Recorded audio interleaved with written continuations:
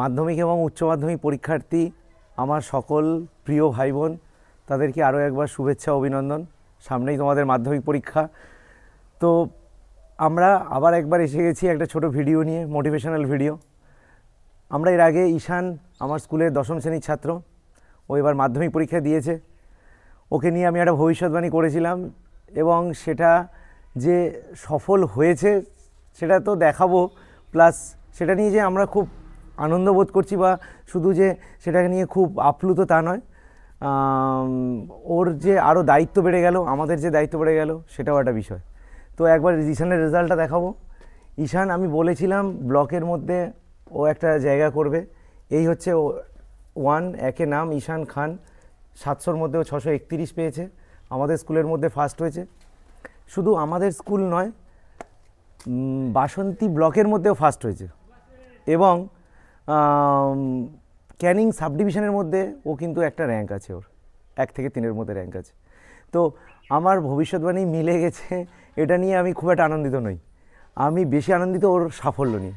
ও একটা পিছিয়ে পড়া এলাকা, রামচন্দ্রখালী এলাকা সোনাখালীর মধ্যে অন্তর্গত, সেটা খুব পিছিয়ে পড়াটা এলাকা। পিছিয়ে পড়া মানে কীরকম?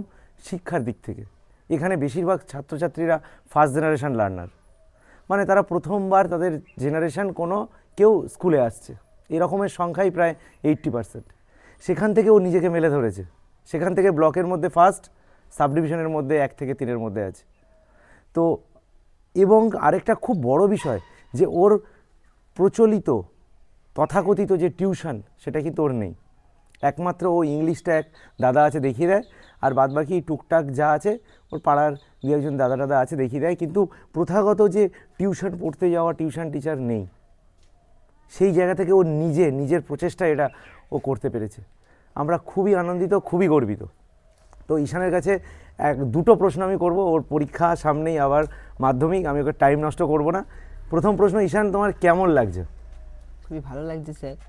আর এই পরীক্ষা দেওয়ার পরে আমার যে সমস্যাগুলো আছে সেগুলো সামনে আসলো, এগুলো থেকে এই সমস্যাগুলো আমি ক্লিয়ার করতে আছি এখন, আর নিজেকে আরও আপডেট করতে চাই।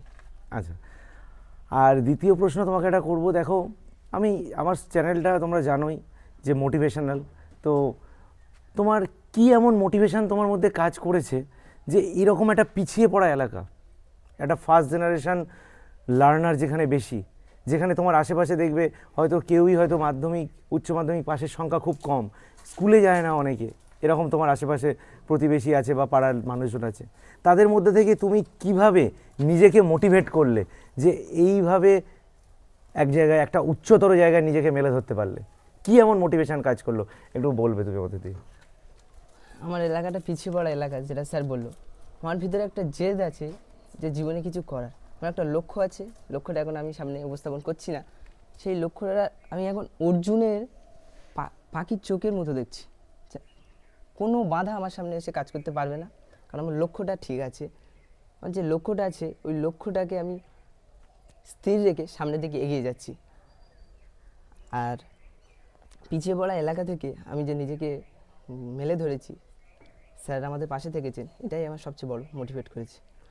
তো খুব ভালো লাগলো ঈশানের একটা কথা, যে অর্জুনের যে পাখির চোখ, সেই রকম ও একটা ওর লক্ষ্য আছে, যেটা ও এখন প্রকাশ করছে না, ও বলেছে মাধ্যমিকের পরে সেটাও বলবে। তো ঠিক আছে, এটাও খুব ভালো একটা দিক তোমার, যে লক্ষ্য কি সেটা আগে থেকে না বেশি জানিয়ে লক্ষ্যের পিছনে ছোটা। খুব ভালো বাবু, এটা খুব ভালো লাগলো তোমার এই কথাটা শুনে, যে তুমি সেই লক্ষ্যে অবিচল এবং তুমি সেই লক্ষ্যকে অ্যাচিভ করেই ছাড়বে, এটা আমরাও জানি। এবং আমাদের যারা টিচাররা আছেন বা তোমার প্রতিবেশী যাদের সাথে আমি কথা বলেছি, সবাই সেটা মানে, যে ঈশান যখন ওর লক্ষ্যকে ফিক্সড করেছে, ও সেটাকে পূরণ করেই ছাড়বে।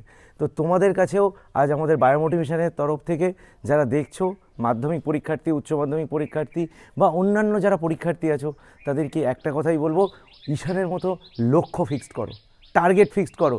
টার্গেটটা ফিক্সড করে সেটা নিয়ে শুধু স্বপ্ন দেখলেই হবে না, সেই এপিজে আব্দুল কালাম স্যারের কথায়, সেটা নিয়ে ঘুমিয়ে ঘুমিয়ে স্বপ্নটা দেখে গেলে হবে না।